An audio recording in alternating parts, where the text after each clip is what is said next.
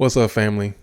Welcome back to the channel. If you're new to the channel, thanks for stopping by and checking us out. If you are a returning member and subscriber, welcome back to the channel. I appreciate your support. Today, I want to talk about, shout out to iamcourtneymichelle. I've been watching her content for some time and been wanting to do a reaction video to some things she said.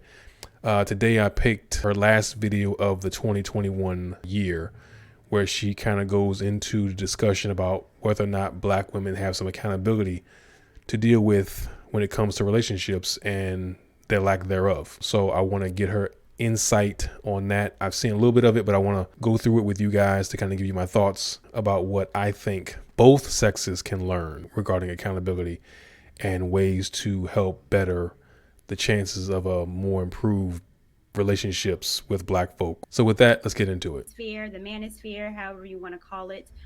Man, I know I've done a lot of videos about it. Talked about it with O'Shea about how it's meant to Shout out to me and O'Shea, how the Duke. important it is to me. So I kind of want to talk about that and a lot of takeaways that I think I've taken away from it this year of 2021. Maybe some things that a lot of Black women in particular should take away from it. And I want to talk about, of course, what we're going to do for this upcoming year of 2022. So, one thing I want to talk about is the reason why I got into the Black manosphere. If you haven't heard my story, you like to hit go. I got introduced to the Black manosphere through my brother. My brother was into a whole lot of content creators, and I was asking him a lot of questions about men, why they be treating me this way, big brother. I don't know what I'm doing wrong. What is it? What's wrong with them? Damn men, the problem with them, damn the men. He was like, little sis, maybe it's you. Yep. That's a very hard answer to hear from a male perspective as well as female perspective. We are often quick to point the finger and say, "Oh man, I can't figure out why these chicks are doing me this way. What's happening? Why I keep getting these bad relationships? Why I keep meeting these crazy women? What's happening?" And you got to realize that you're part of that equation. You're part of the reason why you're attracting these people. I'm not doing anything, man. Chris, you crazy, man. I'm not doing anything to attract these women. Maybe you are, you just don't realize it. Maybe subconsciously you appreciate crazy. Yeah? Maybe you like that a little bit. Maybe you like a little ratchetness in your drink. Maybe. No, I think that we have to be honest with ourselves. You are the common denominator in every relationship you've ever had, good or bad. And if you had mostly bad, then you got to ask yourself, well, what am I doing?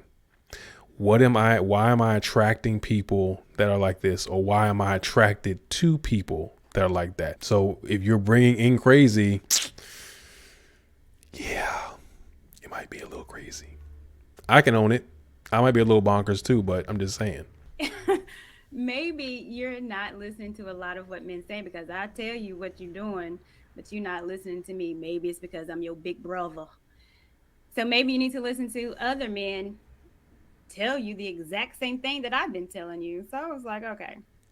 So he gave me this content creator and gave me this other content creator. And then, of course, you know who's the one that I listened to. And I was like, clutching my invisible pearls.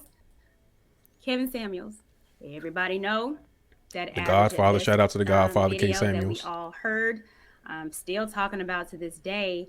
And I think that was kind of something that, or that video took that veil over my eyes. And I was like, okay, this is different. Not saying that I've never heard these things. Maybe I didn't hear it just like he said it, or maybe I just needed to hear it from someone else. But I think the point is that I heard it.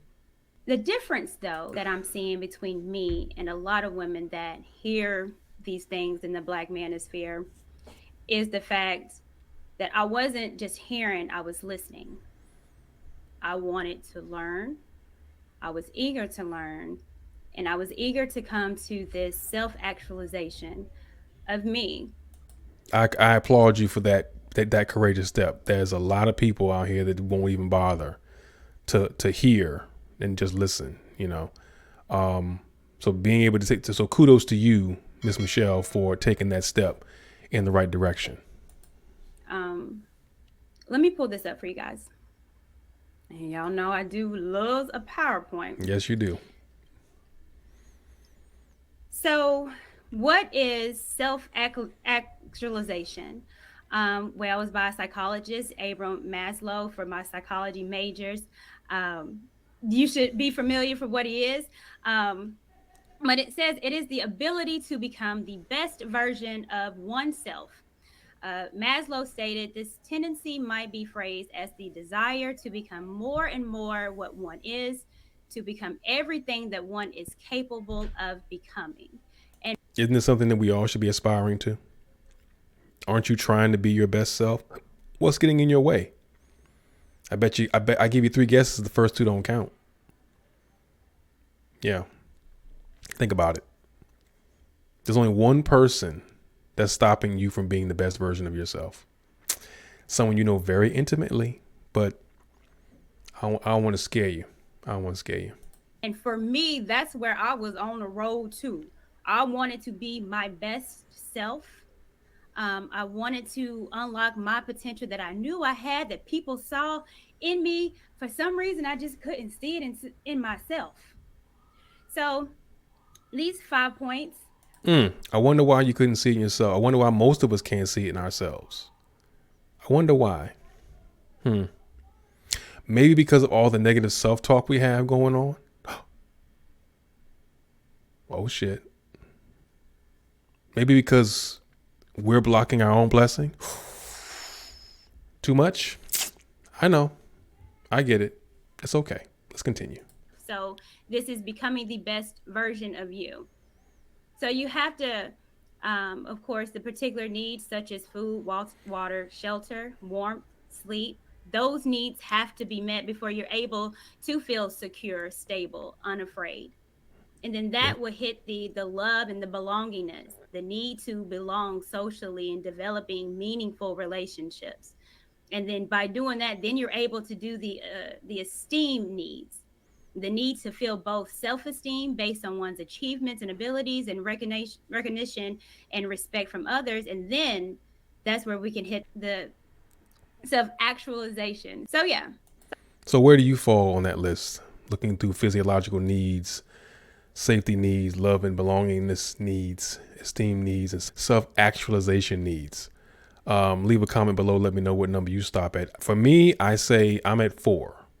I have the esteem issues from time to time, and I've been working on that for a long time. Self-esteem, self-love is a big deal, has been a big problem for me in my life. And I'm currently working through that with therapy to get better at that. Yeah, I had some traumatic relationships in the beginning, a couple of marriages that went south, and I was broken. So I was like, man, you got to hit all them. And I was like, well, I feed myself. I stay warm. I got a little heat in my house. And then it came to the love part. And I was like, well, I'm cool with my brother and them and mom and them, daddy and them.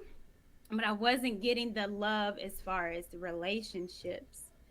That wasn't connecting with me. I would date and it didn't turn out to what I wanted it to be. And in essence, that, which is my goal, is marriage.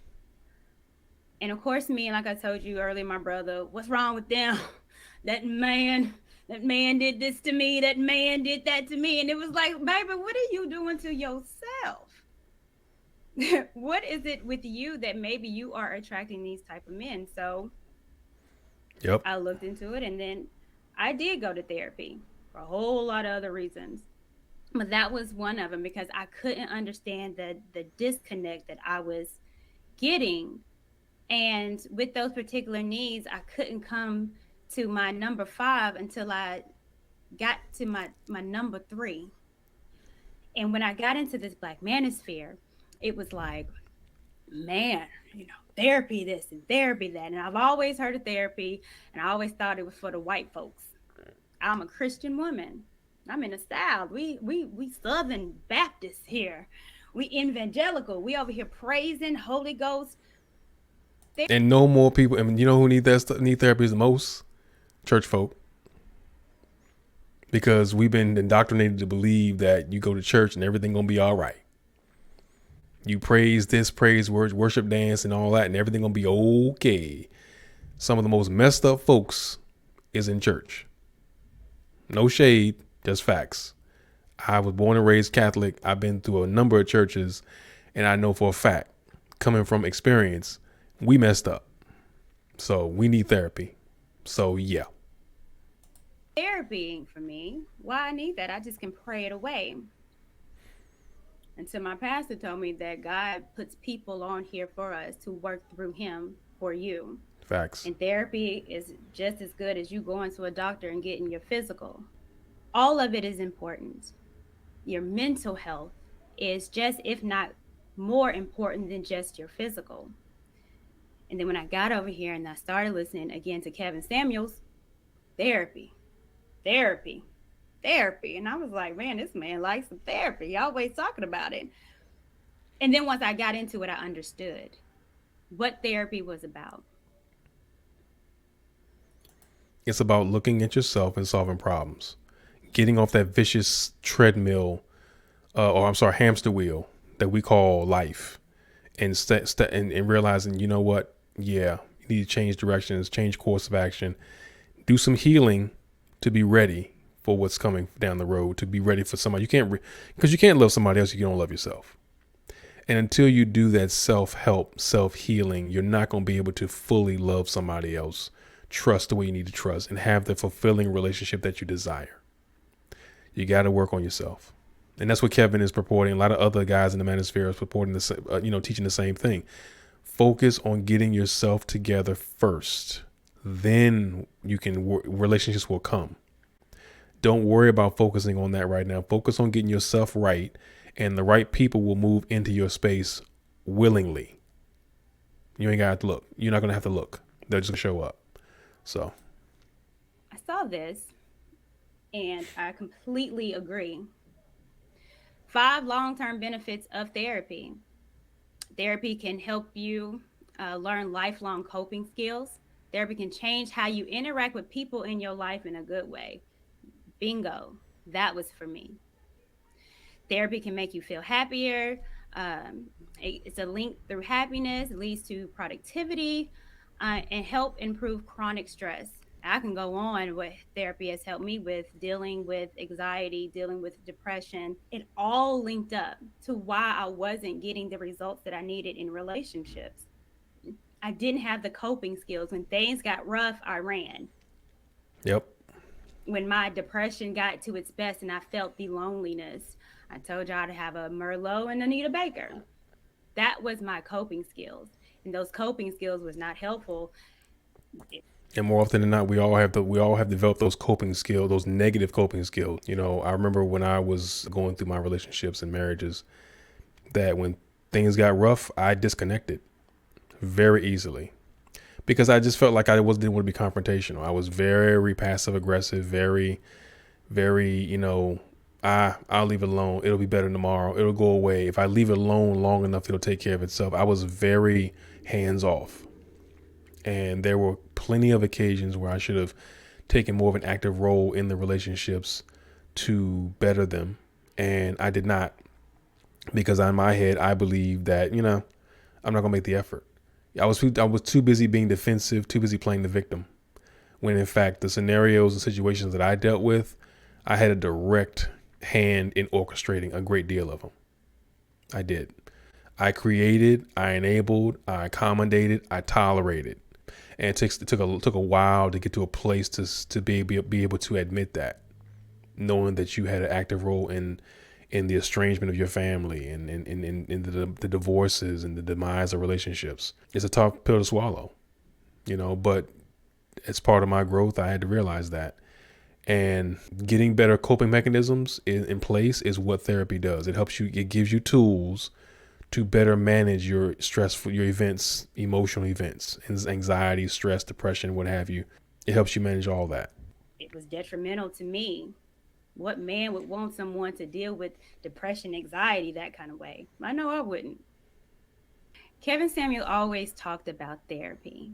And when we talk about the Black manosphere and its importance, we can talk about the things that it might be, as far as, you know, the misogyny that people would bring into it, and, the red pill rage that people can bring into it. But I personally take from it what I need from for my healing and myself, and what I want to learn from.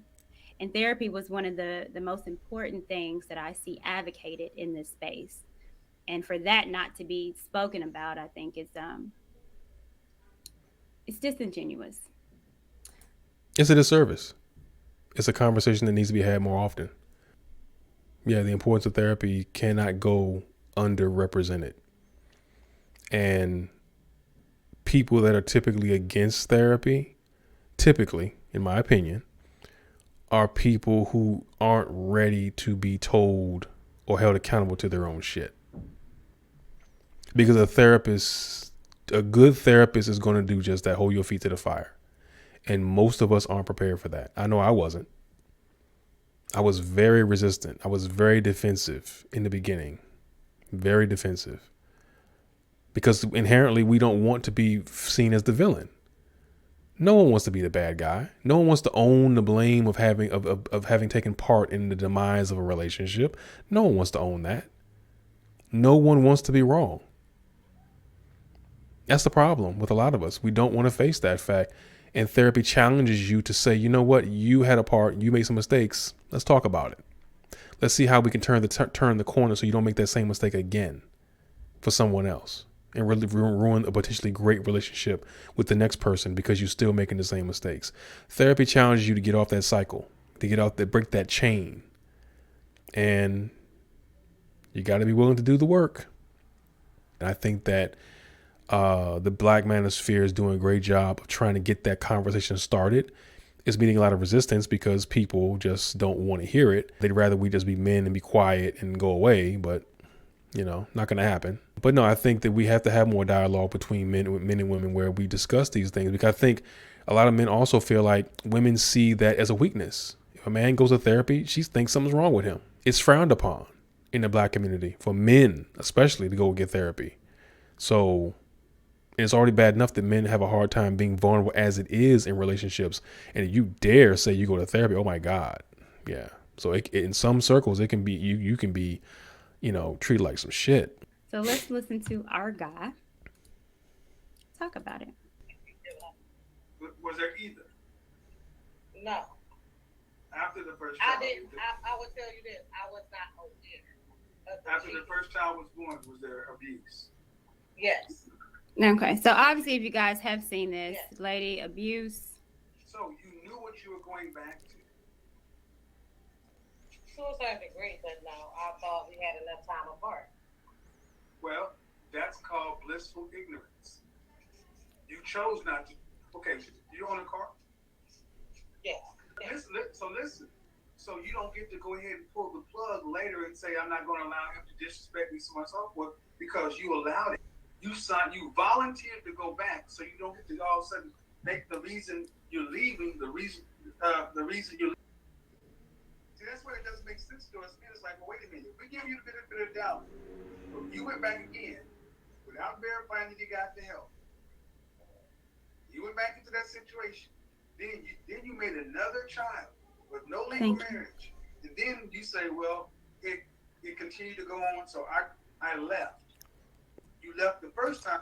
And I'm going to pause it because I think I missed my mark. But pretty much this woman, like me, bad relationship after another one. And what has he said to all the women that come on? Ma'am, have you been to therapy? And I think, let me get out of here. Give you the big screen. Ma'am, have you been to therapy? And I think a lot of times we throw that out as if it's a shot or a shaming technique, but it's not. It's, have you gone to therapy? Why is it that this particular woman was in a relationship with a man that she said beat her, but then went back to the man, had a baby by him? Well, what happened in the mix of that for you to go back?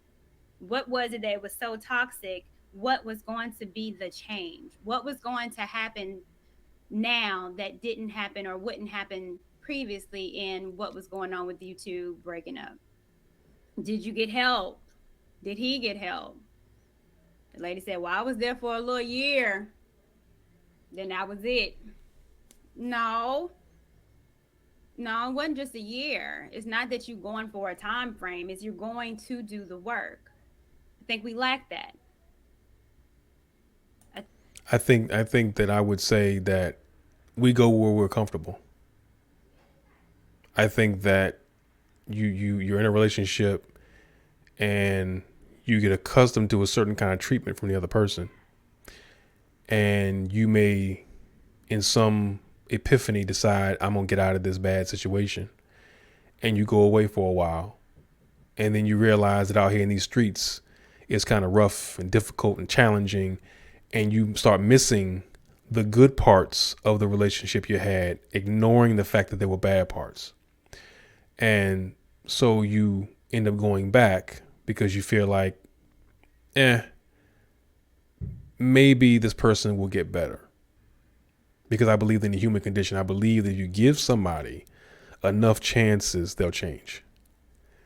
And let me tell you, I have my head really hard on the wall learning that lesson. You cannot change folks.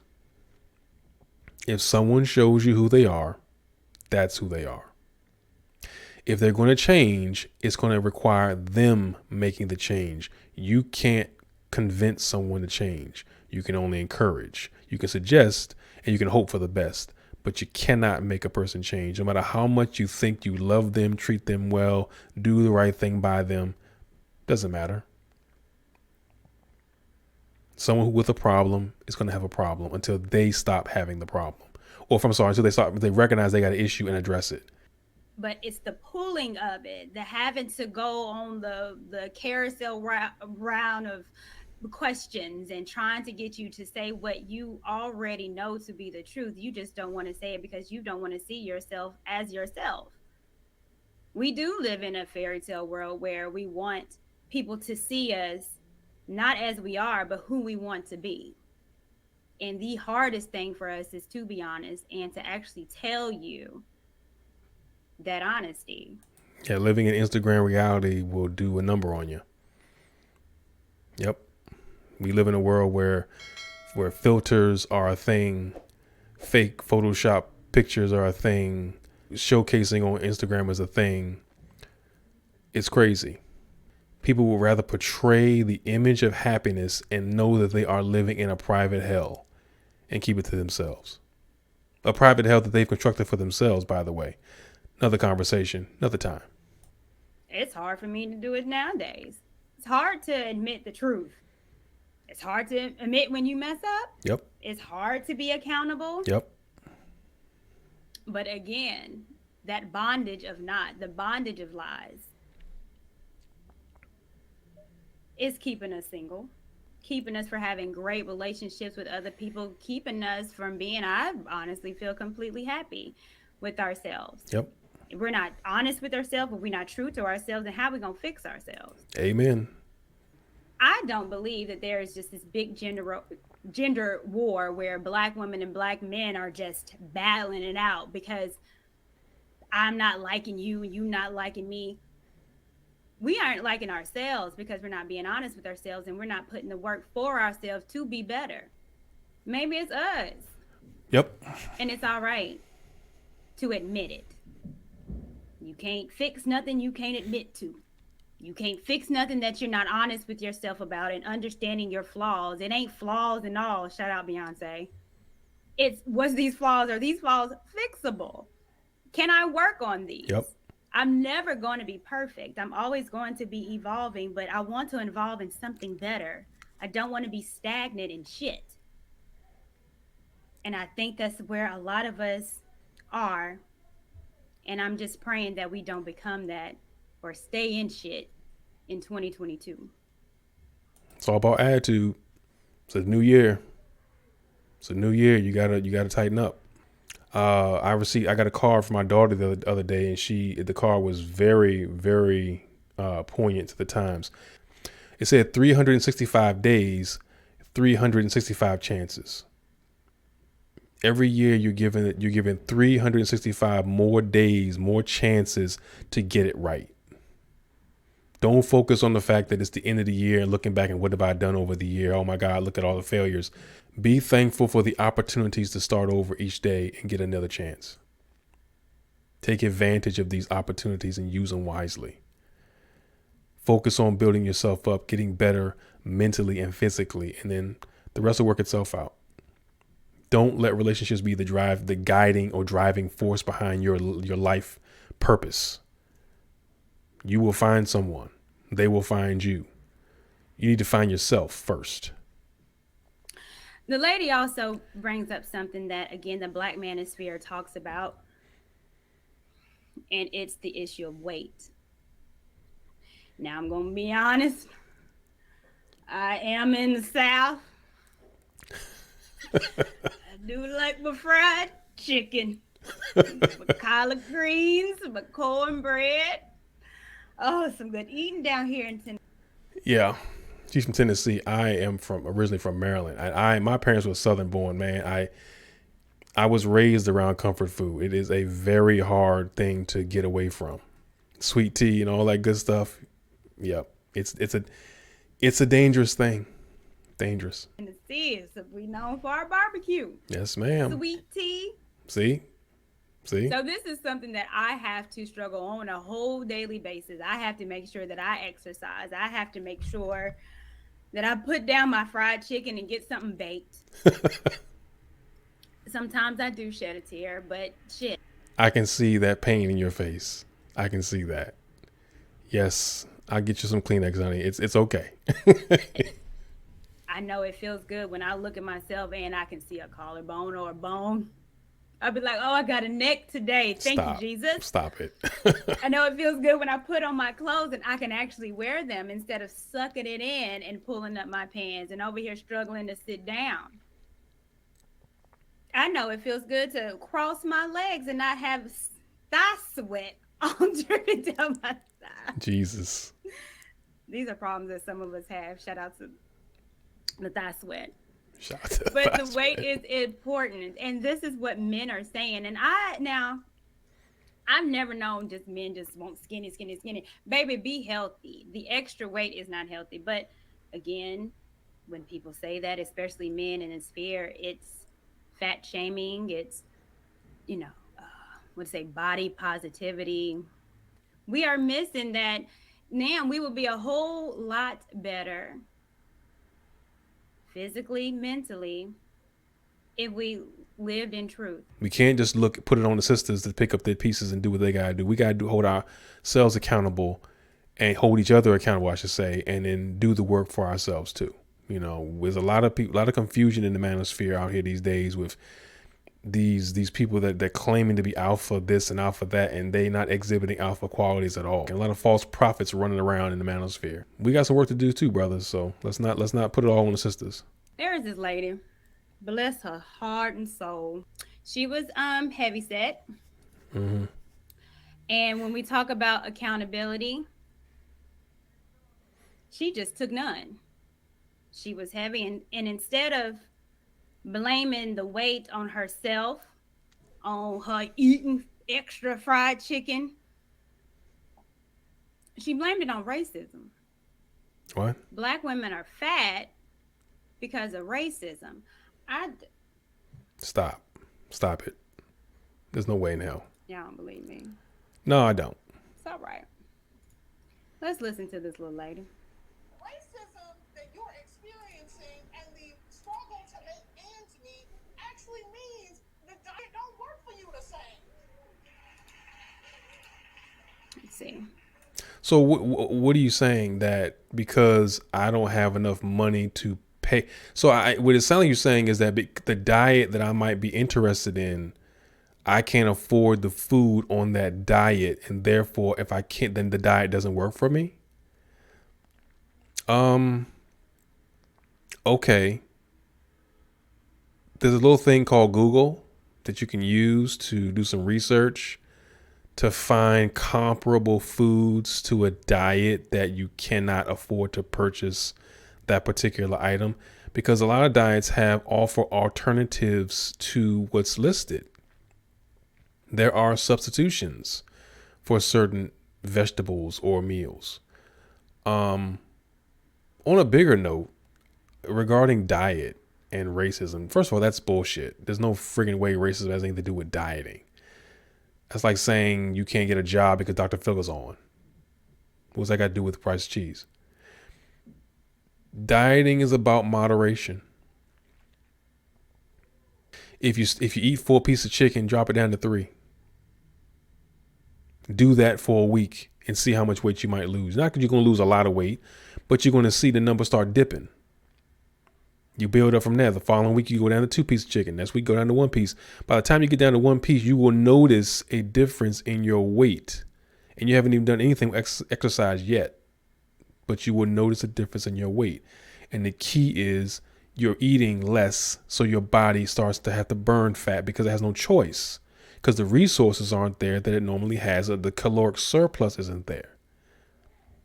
Dieting, a big part of dieting is operating in a caloric deficit, eating in moderation. Exercising helps to speed things along, but the first part of the process is stop eating. You can run a treadmill all day, but if you're eating nothing but ice cream and cake, at the end of the day, you're negating all the work you did on the treadmill. So moderation in eating is part and parcel to successful dieting. Cop-outs like racism is an issue because I can't afford to buy the food on a diet. Well, get a better fucking diet. Affordable dieting on a budget. Look it up.